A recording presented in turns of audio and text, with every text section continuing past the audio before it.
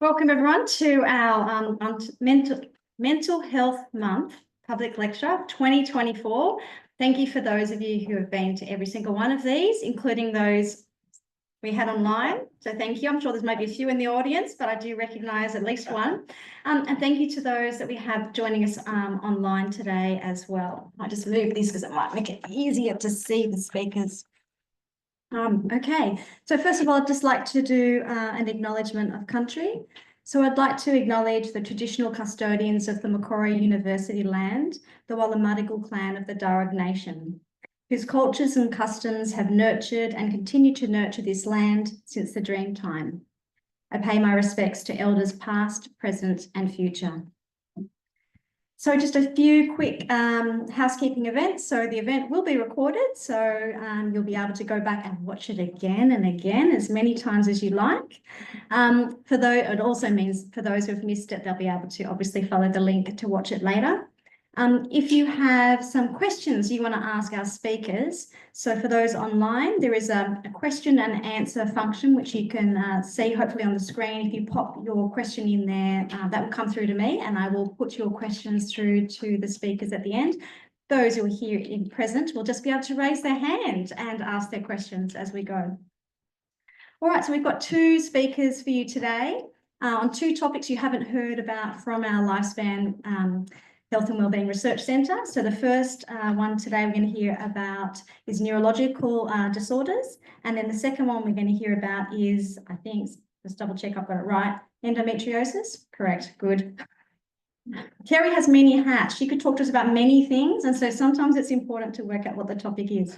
All right, so I'd like to first of all introduce our first speaker, Associate Professor Milena Gandy. She's going to talk to us about advancing mental health care for people living with neurological disorders. So a very important population who tend not to receive a lot of mental health care.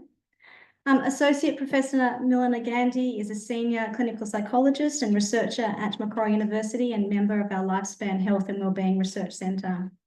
Her research is focused on improving the mental health and psychological care of people living with all sorts of different neurological disorders. She's published extensively and received numerous grants and awards in her field. She currently holds an MS Australia postdoctoral research fellowship grant and a medical research future fund grant to develop innovative digital mental health interventions for this population.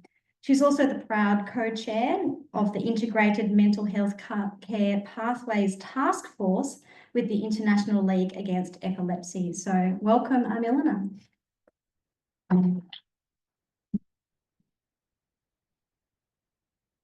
Thank you, Viv, for inviting me here today. It's great to be able to speak about this topic. Okay.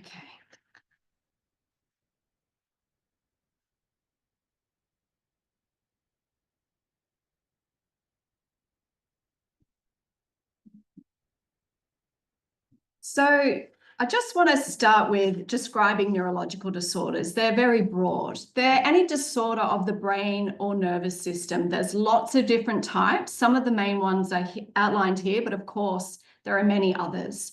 The important thing to note, though, is that we now estimate that 1 in 4 Australians have a neurological disorder. We don't have very good data, but when we pool our data, that's a very high prevalent issue for Australians and for people around the world.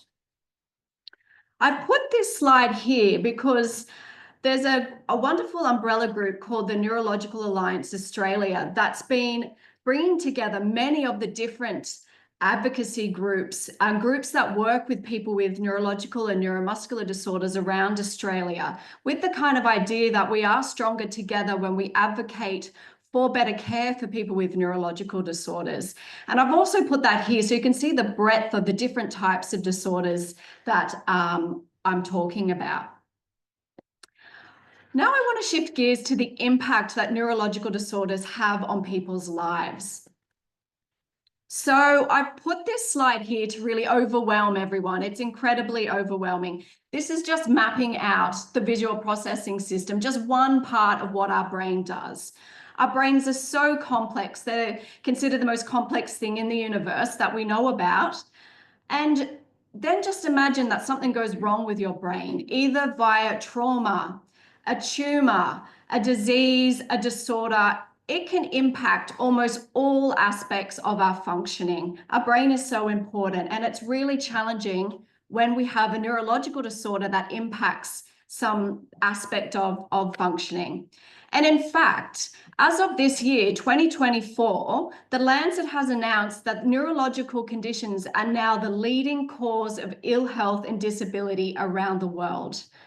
But as Viv mentioned, mental health care and broadly a lot of care has been somewhat neglected in neurological disorders. And to tackle that, the World Health Organization recently came up with a plan. In short, it's called IGAP, to really set targets for the next decade to better care for people with neurological disorders. And it has a big emphasis in there on psychosocial health and well-being. And that's what I'm really passionate about, is particularly mental health. And when I talk about mental health, I'm referring to things like depression and anxiety.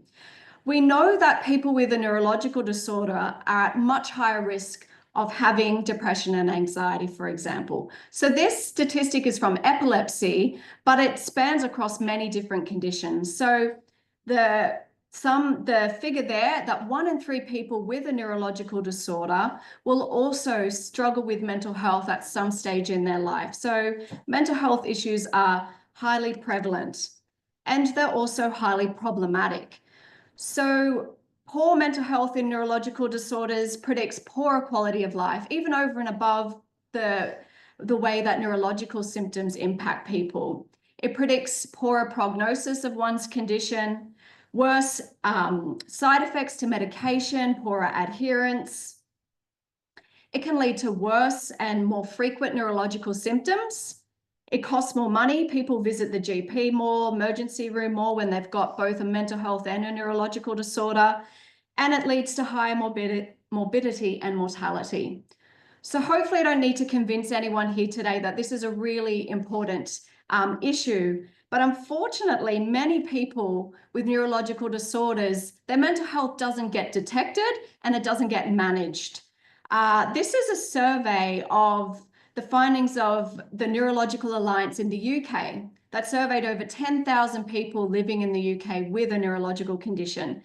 And they found that 60% or over 60% were never asked about their mental health in the past 3 years, despite 1 in 3 people being at risk of having poor mental health. And 82% said, yes, my neurological condition does impact my mental health, so it is a problem. And many people said that their mental health needs weren't being met. And I'm really passionate about finding out why that's been traditionally happening. So uncover the barriers and look at solutions. How can we advance care in this area? How can we look after the mental health of people with neurological disorders? So some of the work I've done in this area is surveying health professionals, particularly neurologists and epileptologists, people that work with people with epilepsy, which is a very common neurological disorder I've done a lot of work in.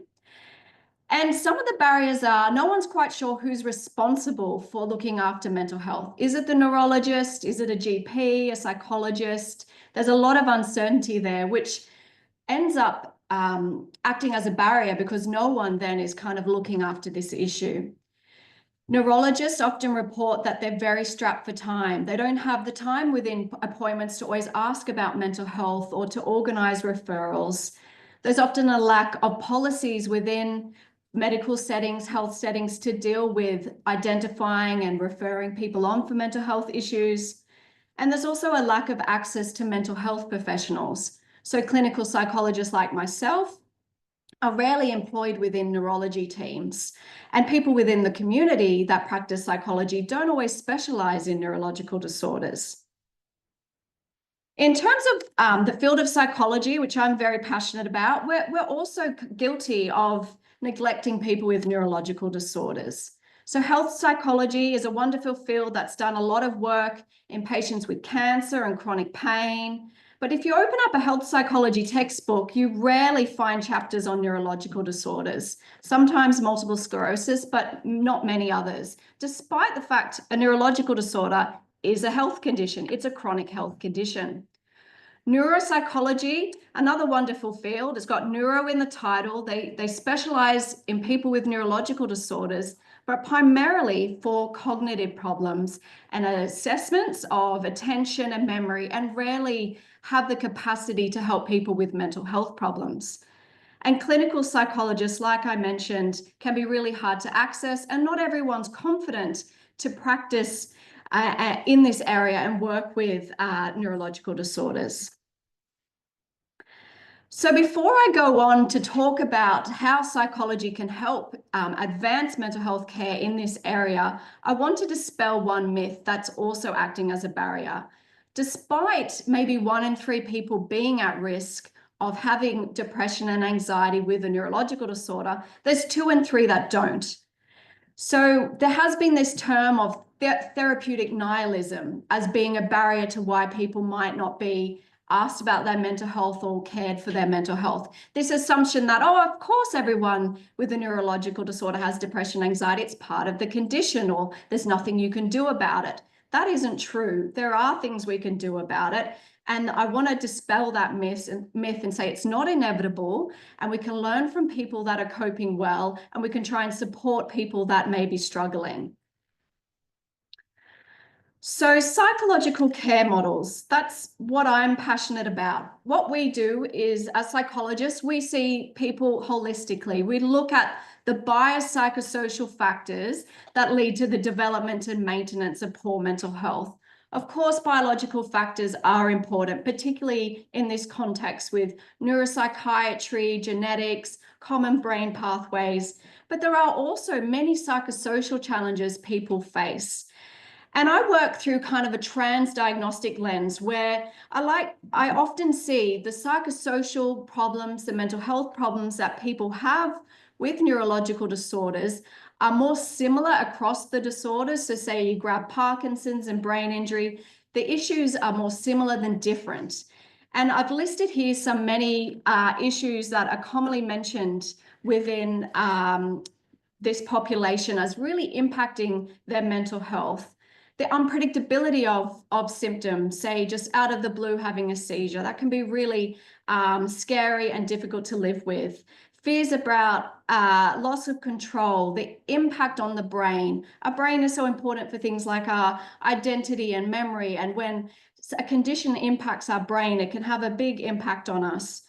The side effects of medications, feeling like a burden, worries about death, having invalidating experiences from friends, families, maybe health professionals, not quite understanding what it's like to live with a neurological disorder and symptoms.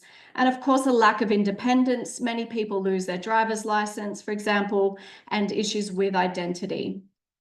And good psychological treatment and psychology will take into consideration all of these factors and kind of nuances, the extra layers of challenges people with neurological disorders face when looking at giving interventions and skills to help build up mental health and well-being. And a type of treatment I'm very passionate about are cognitive and behavioral treatments. They're the treatments that it's a focus on how we think, and how we behave, how we act in the world, are some of the vicious cycles that can occur cognitively and behaviorally that can maintain poor well-being. I've recently run a large meta-analysis of over 54 clinical trials in this area. So there were randomized controlled trials that gave some form of CBT to people with neurological disorders. There were 11 different neurological disorders within this analysis.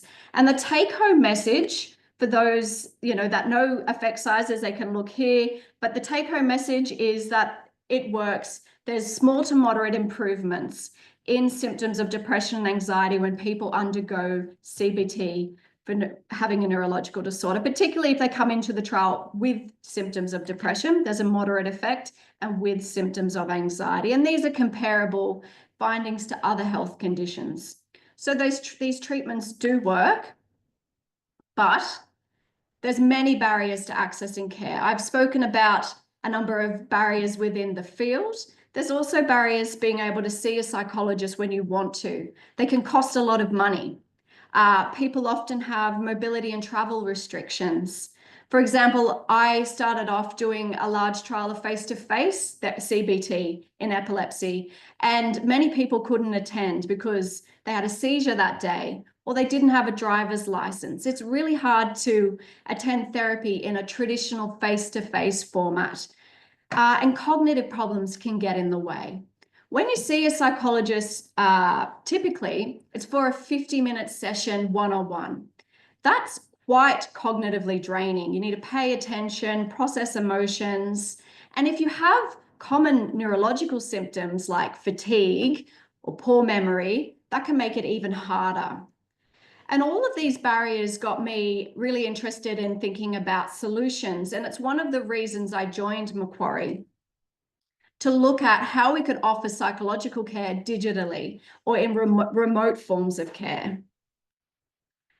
So what does that mean? So basically, digital psychological treatments can advance mental health care by outsourcing a lot of what you would do face-to-face with a psychologist, particularly education around mental health.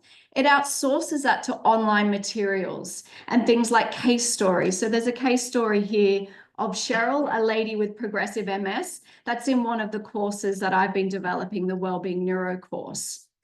And how it works is it teaches all the same skills as you would get face-to-face, but in online materials. The participant logs in, reads materials as many times as they need. And that's a real benefit if you have cognitive problems. You can read and revise the materials multiple times. You can work through it at your own pace. You can share it with important people in your life.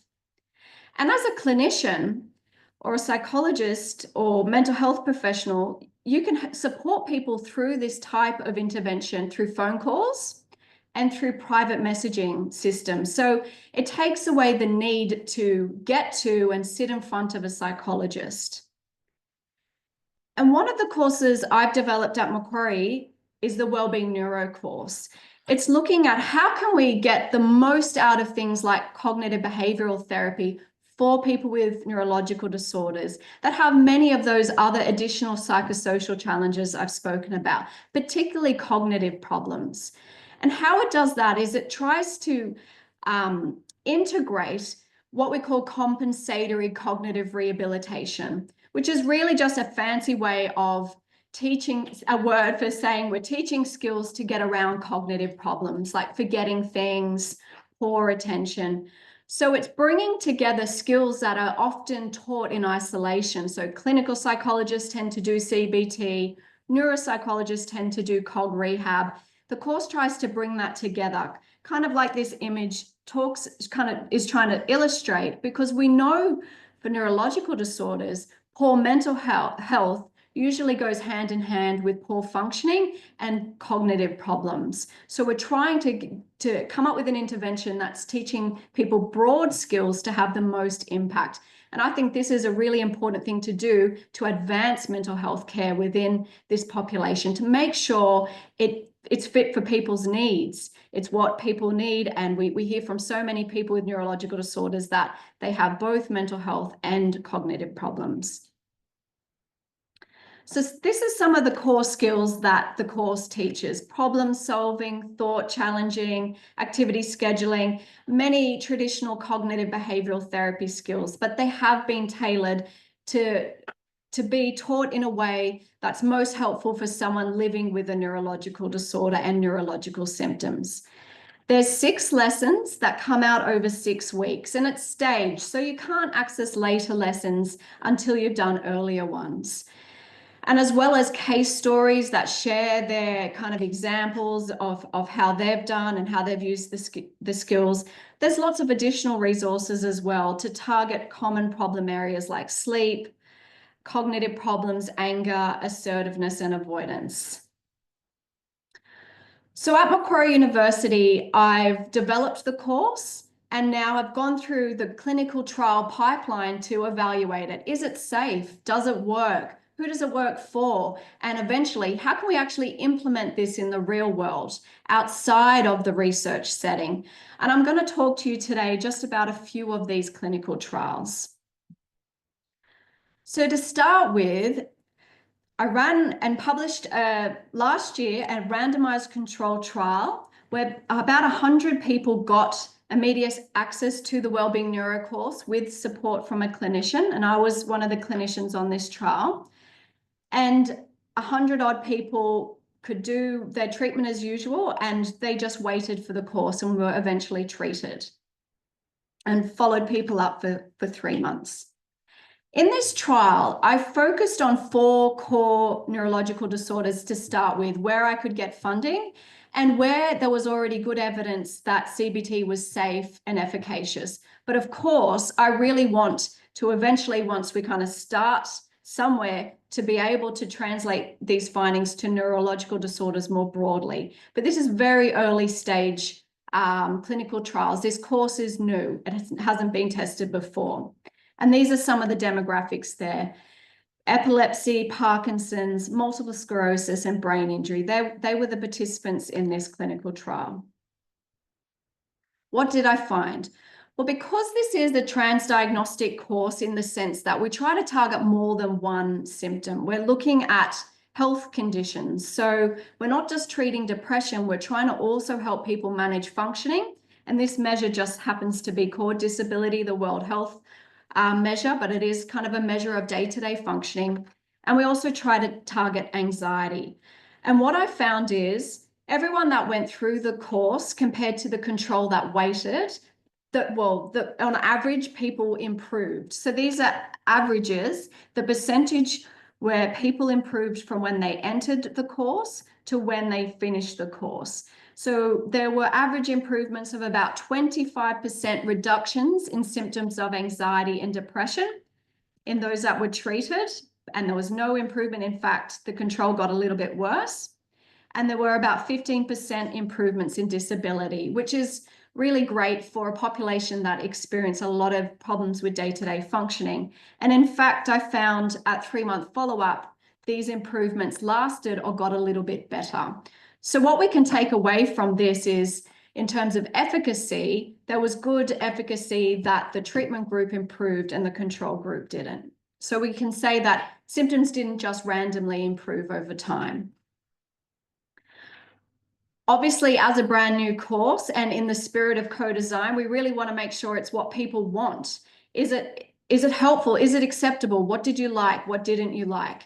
I take that feedback on in being able to, and what I've done now is improve the course and come up with a new iteration of the course. But in this clinical trial, we got really high acceptability rates. Over 95% of people said it was worth their time and they would recommend it. And over 90% completed at least 4 of the 6 lessons, which was really great adherence rates, particularly compared to my face-to-face clinical trials.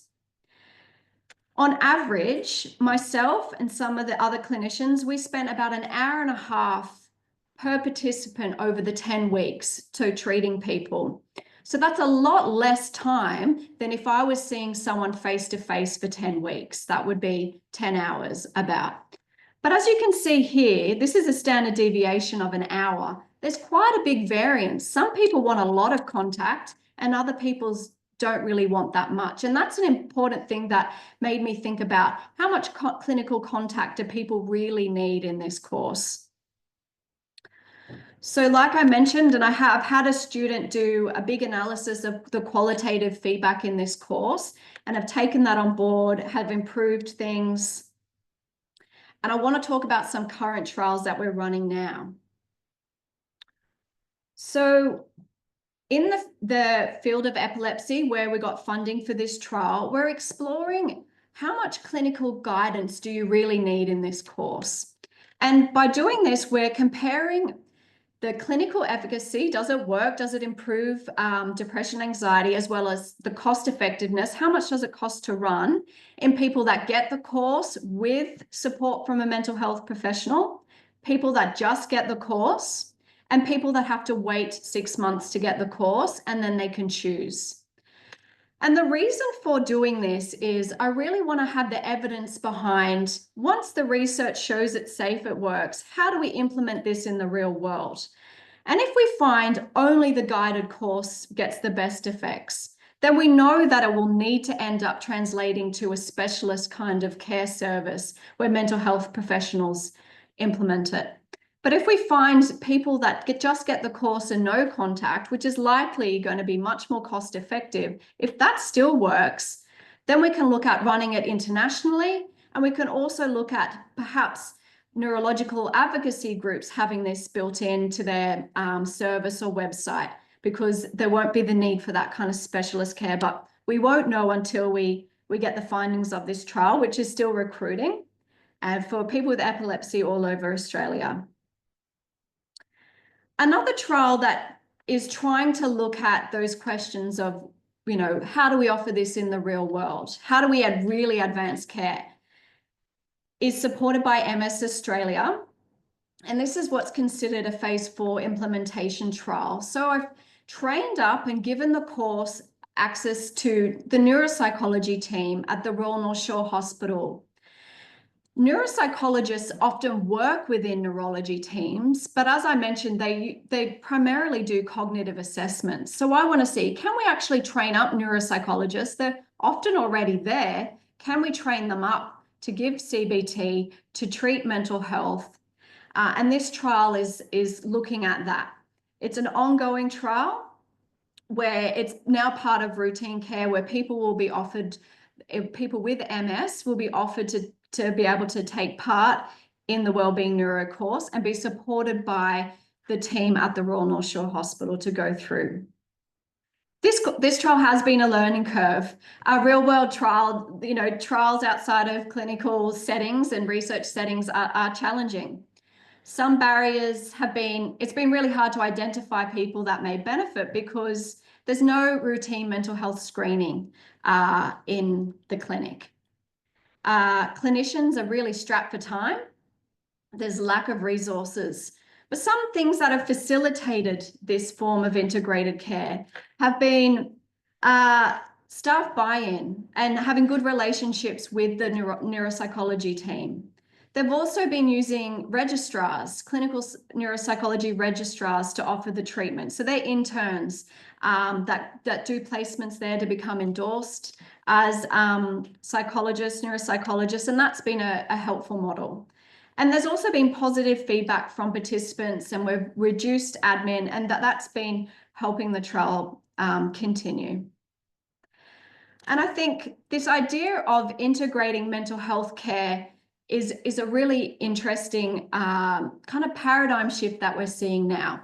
That one way that we can advance mental health care within healthcare settings, and particularly neurological disorders, is to do both together. So when people are getting their care for what their physical health, just to use that term, they're also managed for their mental health.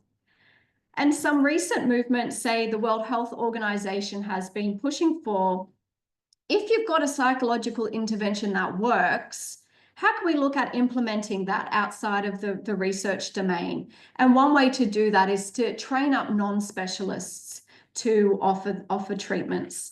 And I've put up this cute little mice trial here that some of my colleagues in the UK got published this year. This is a fantastic randomized controlled trial amongst many hospitals in the UK that treated 3 to 18-year-olds with epilepsy. And they trained up nurses and neurologists to give the treatment, to give the CBT, and to teach the patients with epilepsy and their families the psychological skills. And it was really successful, so much so that it was published in The Lancet. And that's really exciting for me, because we're starting to see more integrated mental health care within neurology. And that's one thing that Viv mentioned that I'm passionate about, and one way I see as us advancing care, and some of the work I've been doing with the ILAE, the International League Against Epilepsy, and myself and a wonderful epileptologist in the US have been chairing this new task force. And we're starting to move the field forward by trying to teach people not just you should be doing this, you should look after the mental health care, but how to do it. And some things that we've been working on is showcasing some really great examples around the world. So we've got some really good examples in the UK, in Scotland, in the US, where seizure care settings have integrated psychological care, and we show that they work, that they're cost effective, and the facilitators and recommendations from these services. We currently have a review under review for publication of 65 examples that are broader all over the world, in Africa, in Asia, that have integrated some form of mental health care within epilepsy care. It's also involved psychopharmacology, and we've really distilled out the facilitators. And just to end with, I'm going to talk about some of those facilitators, because I think to advance care in this area, we need to stop saying it's important and you should do it, and tell people how to do it and that they have to do it. So mental health screening is really important. It's not done, but we've got lots of evidence that it works, that it's acceptable, that it's a really good avenue to find people that may be struggling and open up that conversation to initiate some form of care. Care doesn't have to be complex. It might be just giving people psychoeducational materials. There's so many people with neurological disorders that have told me mental health wasn't ever discussed. And if it was discussed, it would have normalized things. It would have helped them realize that it can occur, that it's understandable other people struggle, and they then might have initiated looking for care and not being as distressed as they were. Another good thing to do is to signpost people to mental health specialists when they are available, and getting neurologists to have those kind of discussions with patients. Of course, some services will be able to define and co-develop services and secure funding in this area. Staff buy-in is really important, making sure there's incentives for people that work in these fields, particularly if they're doing this extra work, and partnering with really good community organizations. So some final thoughts to leave you with is, I really think another way to advance care is to move towards this idea of psychoneurology. So we have neuropsychology, but it is very specific to psychology. Within the cancer field, since the 1970s, we've had psycho-oncology, which has been a multidisciplinary focus of putting the quality of life and psychosocial issues of patients with cancer at the forefront. And it's really revolutionized care. There's journals in psycho-oncology, there's conferences in psycho-oncology. This type of multidisciplinary field does not exist yet in neurology, and I really think that's a gap where we can all work together across different disciplines, speech pathology, OT, social work, but bring to the forefront the quality of life issues, the psychosocial issues of people with neurological disorders. I'm really impressed with the work of the Neurological Alliance. We've recently launched a Count Us In campaign to champion the forgotten Australians with neurological conditions. So I recommend people follow that and lobby the government for more funding in this area. And I also think there's more that psychology can do. So I'm going to move to the last slide. So this here was published last year in Nature Mental Health, and it's really showing the similarities between mental health and neurological disorders. There are many, many shared risk factors. In fact, it looks like they've got the lifespan logo here. There's social, cognitive, and affective difficulties that affect mental health and brain health. And I think there's so much more psychology can do to help brain health and neurological health. We've done so much work in mental health, but we could do more. And I also know Lifespan has a number of lawyers that work in discrimination. So I'd love to see one of the things that we champion is more work in neurology and brain health. I want to end with thanking all the people that have funded and supported my research or promoted it to their members, as well as clinicians and research assistants that have done a wonderful job supporting participants through trials and organising all the administration that's involved. Thank you. Okay, so the title of the talk, it does weigh you down a bit. Your lows can get a bit lower. You can sometimes feel very helpless. The psychological toll of living with endometriosis. So Professor Kerry Sherman is a health psychologist here in the School of Psychological Sciences and also a member of our Lifespan Health and Wellbeing Research Centre. She's the current elected president of the International Society for Behavioural Medicine, and her research aims to use technology to improve the quality of life of people living with chronic and serious conditions, including endometriosis as well as cancer. She's developed online interventions that have been used in Australia, Canada, and the Netherlands, published more than 130 journal articles and book chapters, including a textbook. You had time to write a textbook? Co-contributed. And she's a recipient of multiple awards for her research, including the Macquarie University Excellence in Research Award, and her contributions to behavioural medicine, which also have included the Vice Chancellor's citation for outstanding contributions to student learning. And there's more, a Distinguished Career Contribution Award from the International Society of Behavioural Medicine. Thank you, Kerry, for coming to talk to us tonight.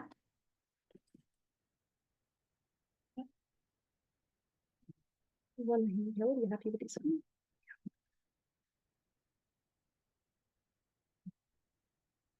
Good evening, everyone, and thank you, Viv, for the opportunity to speak about my work tonight. I'd like to start by asking you to think of a scenario. So think of a woman in her mid-20s who is experiencing increasingly heavy and painful periods. Goes to the GP says, oh, it'll probably settle. A year or two goes by, back at the GP, it's not settling, it's getting worse. Oh, well, we might send you off to a specialist. Go to see a specialist. The specialist says, I think it could be your age, I think it'll settle. Approximately 9 years later, that person collapsed on the side of the road, got carted off to hospital, and after abdominal surgery was told, oh, you have stage 4 endometriosis. Did you know that? So it goes from a stage of 1 to 4, 4 being the worst. That is a very common scenario, not necessarily collapsing on the side of the road, but not being listened to by health professionals, or somewhat, put to one side. And I would like to disclose that's actually my story, and one of the reasons why I'm particularly passionate about. I've moved from many years of psycho-oncology research and now into endometriosis, is I really feel like it's time to contribute to that area. So my talk today, oops, where are we going here? Sorry, the arrows are not working. There we go. So I'd like to start by just giving you a little bit of insight about this disease. And I'm partly doing that because it's actually not that common for people to really understand what endometriosis is all about. It's commonly thought of as a, inverted commas, menstrual disease. And yes, it is related to the lining of the uterus. The endometrium grows elsewhere. So it grows outside in the pelvic cavity. It also has been found in several other organs, including the brain. So it's regarded as a systemic condition. It's not just located in the reproductive system.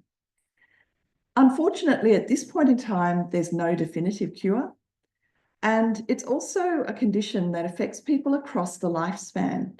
So it's been identified in children. So it affects people who are born female, who are biologically female, and it affects people from around the time of puberty all the way into old age. So this is a really new area. So about 4 years ago, we were told that the incidence in Australia is 1 in 10. That's now been revised to 1 in 7. And that's mostly due to better diagnosis and greater awareness. Who knows, in another couple of years, it may be even higher. So what are the symptoms? Well, part of the reason why it's so difficult to diagnose is that the symptoms can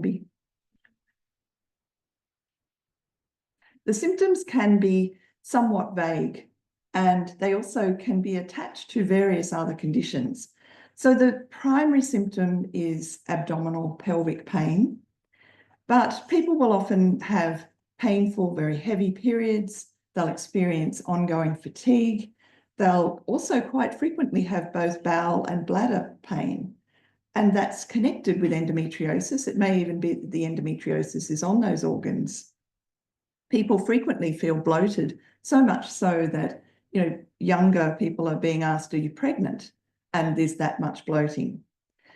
People often experience painful sex, which obviously will have impacts on interpersonal relationships, and infertility is a really common symptom. So taking all that into account, it's not a surprise that another really key symptom is psychological distress. And referring back to psycho-oncology, some years ago, guidelines were put out that actually acknowledged that psychological distress is a symptom of cancer. And similarly, they've followed suit by saying psychological distress is a symptom of endometriosis. So because there's no cure, people who have this condition need to focus on managing their symptoms. And there are a range of medical approaches that are typically pain medications. They may also be hormone-based medications, including ones that would completely shut off the estrogen cycle, effectively putting someone into medical menopause. There's also surgical options. And what's really interesting is that until very recently, the only way it could be definitively diagnosed was surgically. So people actually had to have abdominal surgery just to know that they had this condition, which these days is quite rare. Along with the medical and the surgical treatments, there are a number of other therapies. So there's a very much a sense that we need to take a holistic view, or at least that's the theory, that we should be taking a holistic view. It doesn't always play out in practice, but there's recommendations for people to seek assistance with sleep issues, with managing fatigue, with having graded exercise. Pelvic physiotherapy, for example, is one of the fairly new emerging ways that people can help manage their pain. And interestingly, and we have, you know, psychological therapies. Very recently, they're looking into cannabis products, and I'm actually one of the investigators on a trial looking at that at the moment. So it will be interesting to see if it has any effects. So what I'm going to do tonight is to give you a snapshot of some of the research that we've done. And keep in mind, this is very new research. So you'll see the dates of publication are 2021, 2022, and it really is an emerging field. So I want to start with psychological distress and thinking of this in terms of depressive, anxiety, and stress symptoms.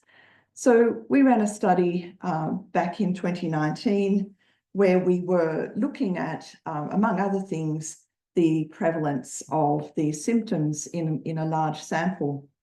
And I'd just like you to focus on these two right-hand columns. So according to a validated measure that we used, you can broadly classify into these different levels of symptomatology. And so you can see that more than 50% of our sample were reporting moderate to severe symptoms of depression. Combined anxiety and stress were also slightly under half of the sample had that level of symptomatology, which really is much greater than you would find in the normal population. What we found was that people who had higher levels of depressive symptoms were also experiencing more endometriosis symptoms. So perhaps that's not a great surprise.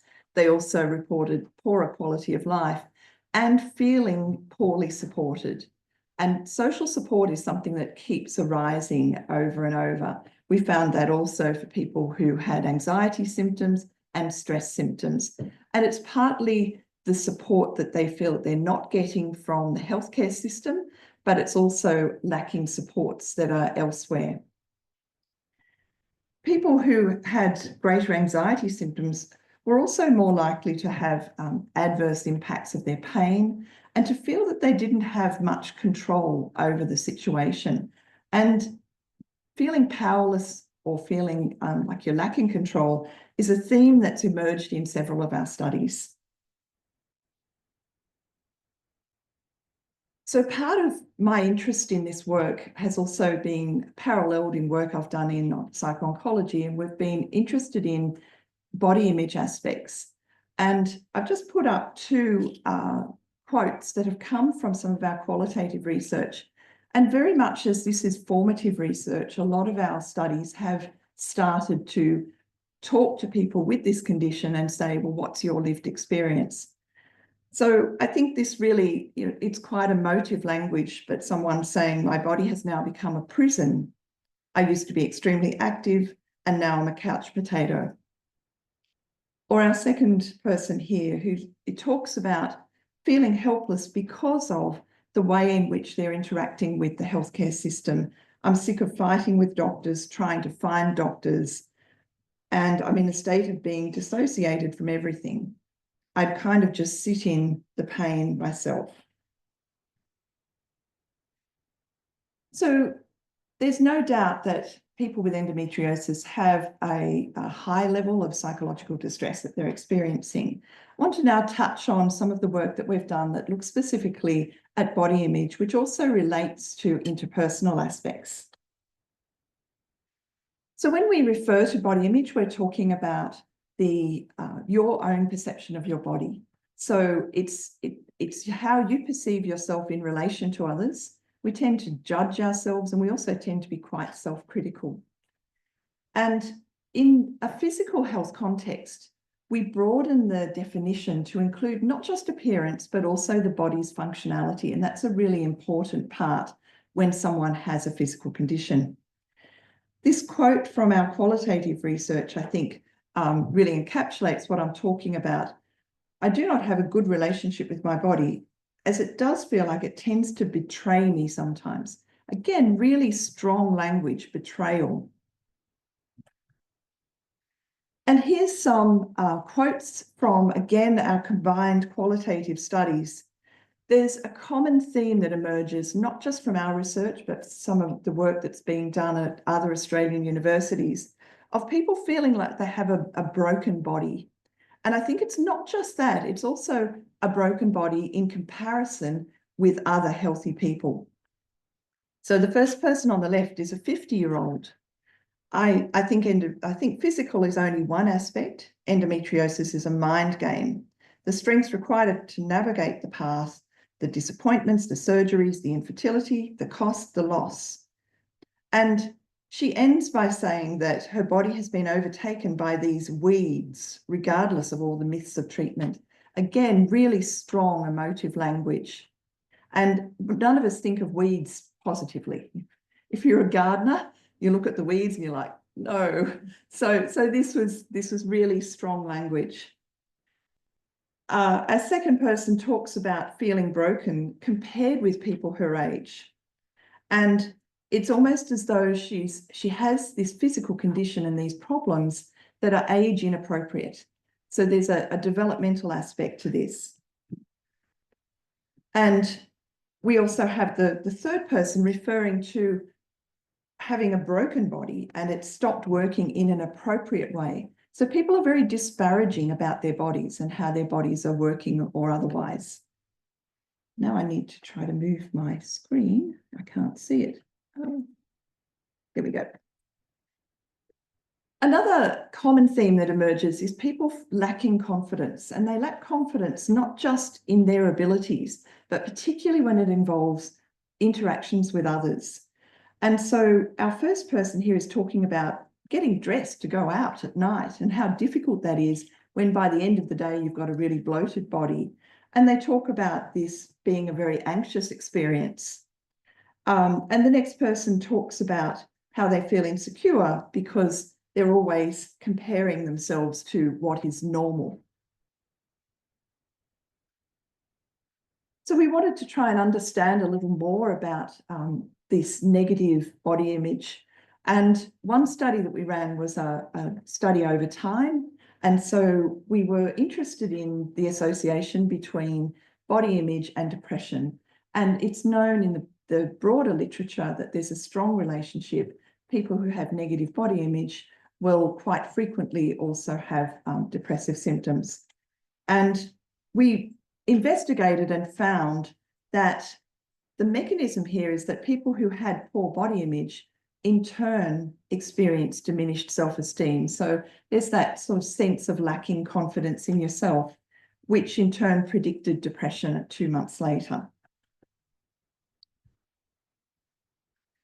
Another aspect of body image is that there are the social domains. I said that people are comparing themselves to others. Well, that's a social activity to compare yourself to someone else. And we were interested in this study to look at that social context, and particularly whether there was a high incidence of loneliness. And I know Viv's doing some research in loneliness in older adults. It's something that has recently become quite an emerging area of research in behavioural medicine. And because a lot of people with endometriosis feel this ongoing need to conceal themselves and conceal their abnormal bodies, then we were interested in whether this is also going to manifest in them feeling socially isolated. And I think this quote from one of our qualitative studies really fits this idea that I felt alone and embarrassed, and none of my friends could relate to what I was feeling. In this study, we also looked at stigma, so that sense of feeling that you have lots of negative perceptions from others and that you anticipate that. So first of all, we were really quite staggered because in this study, 80% of our participants met beyond a threshold that's generally regarded as significant levels of body image distress. And as a comparison, in my breast cancer research, we would sometimes get between 40 to 50% and think that was really high. So everything that I'm doing in this context tends to be more extreme. We unfortunately also found that there were high levels of emotional loneliness in these people, and that loneliness was associated with both increased levels of body image disturbance as well as increased anticipated stigma from friends and family. So, you know, there's the social sort of interpersonal aspect of this. Our qualitative research has also reflected this idea of difficulties with social functioning. This, however, was a study that we did post-COVID, and we were interested in what the impacts of the COVID lockdowns were for people with endometriosis. And surprisingly, a lot of them were positive. And that was because in a social world, it's really difficult for a lot of people with endometriosis. So here was someone saying, if you're at home a lot, you lose your confidence in yourself. It's probably all connected in a way, like when you get pain, when you feel tired, you stay home like it's the easy option. So that wasn't such a positive aspect.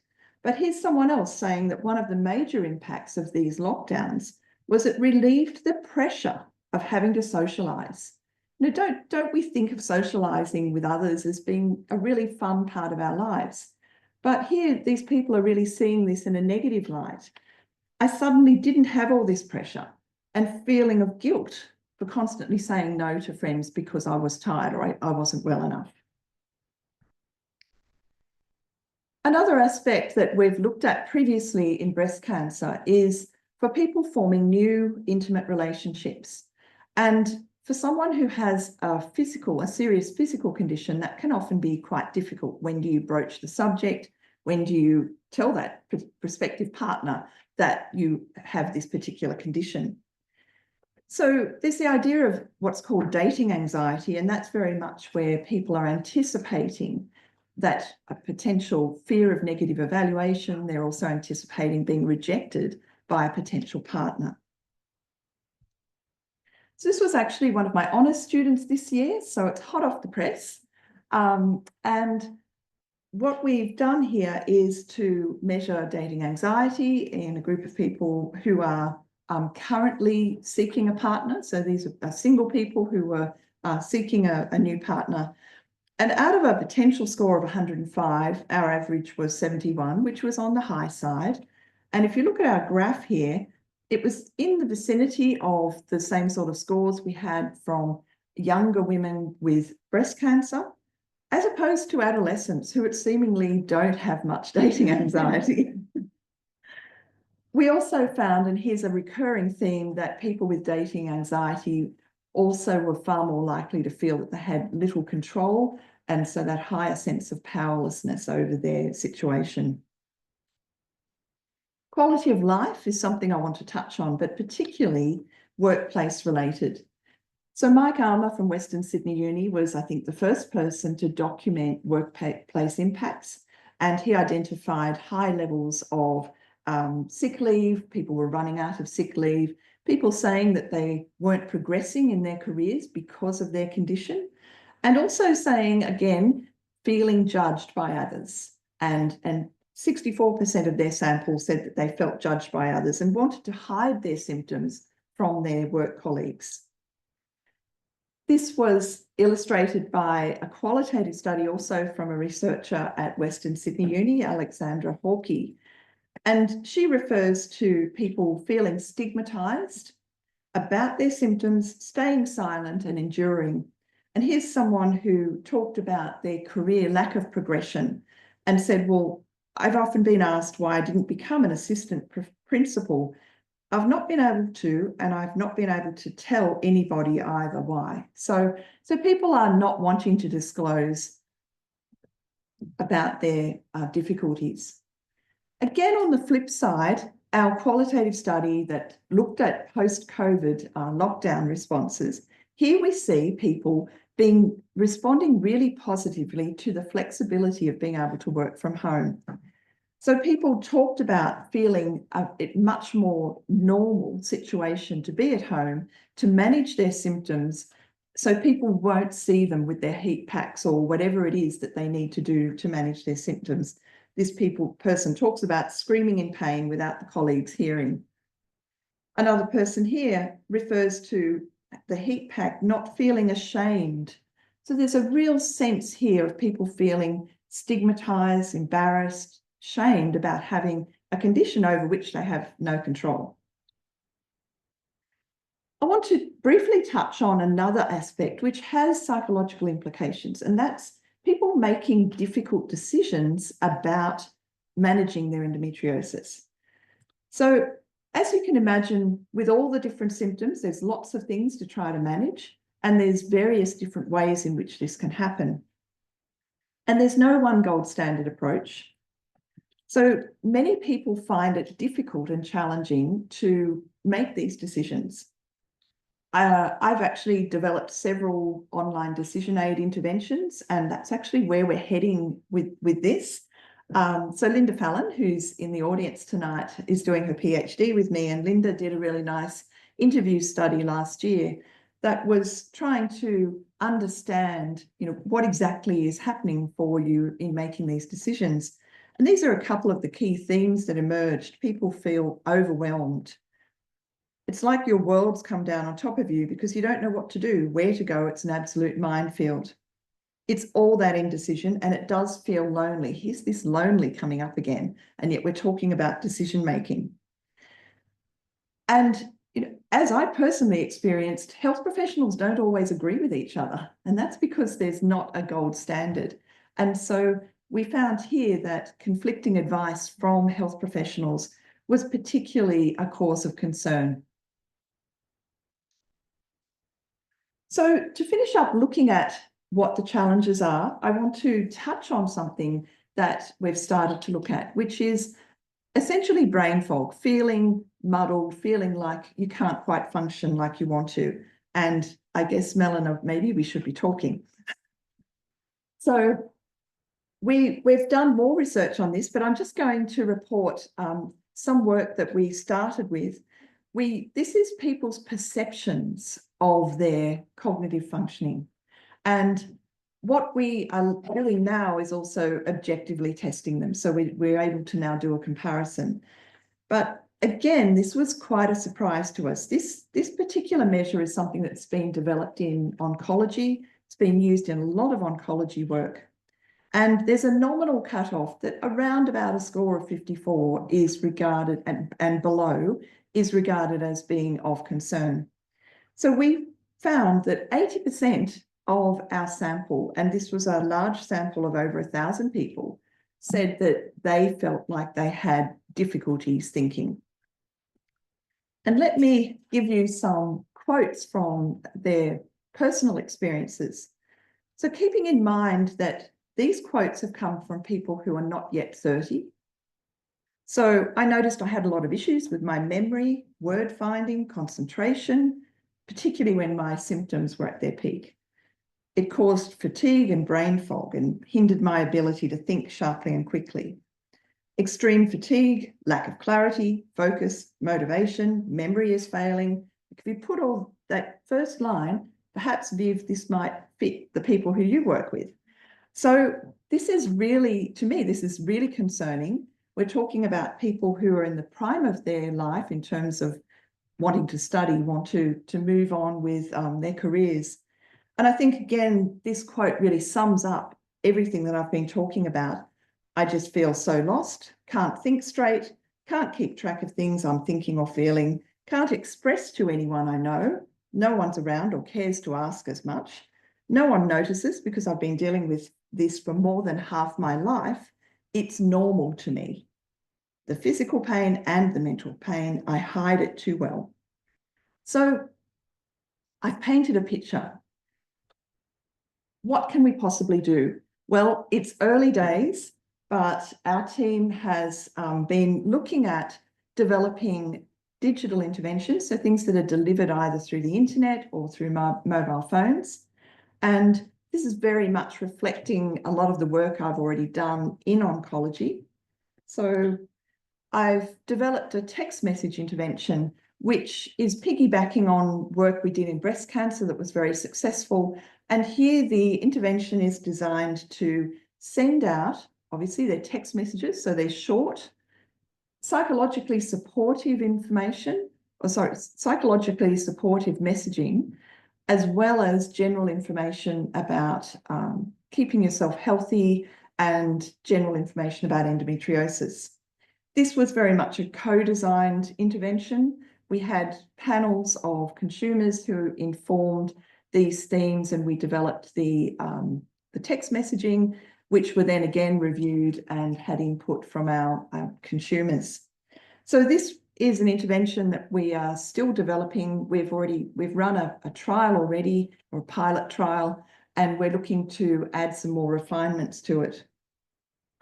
The second intervention, which is literally on the way, we're about halfway through the project at the moment. This is funded by Endometriosis Australia, and it's a decision support intervention to help people to find their way through that maze of all the different options that are available for managing endometriosis. And it's very much based on the same sort of model. Those of you that know the Braconda intervention that I developed some years ago, it's based on that kind of model where we acknowledge that people are feeling anxious when they're having to make these decisions. So it also has a psychologically supportive component. So hopefully I've kept to my time. I'd like to acknowledge various people who I've been and continue to collaborate with. And thank you. And particularly thank you to all the consumers, because they've been amazing, giving us lots of time and lots of assistance with the work that we've been doing.